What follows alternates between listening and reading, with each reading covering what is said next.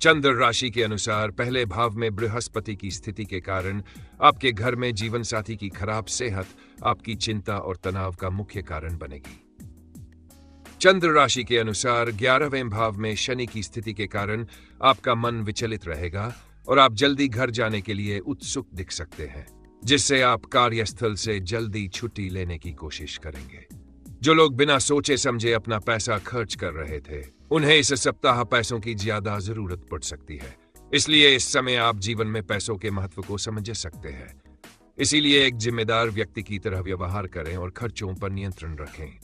इस सप्ताह आपका पारिवारिक जीवन अधिक अनुकूल रहने की संभावना है, क्योंकि आपकी कुंडली में ग्रहों की स्थिति सकारात्मक परिणाम दर्शा रही है।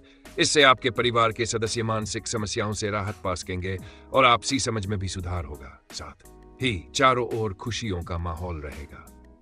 इस सप्ताह कार्यस्थल पर आपके पूर्व के किसी व्यवहार या कार्य के कारण आपको अपने वरिष्ठों और बॉस की नाराजगी का सामना करना पड़ सकता है, क्योंकि संभावना है कि आप उस कार्य में कोई गलती कर रहे हो जिसके चलते उनकी आलोचना झेलनी पड़े।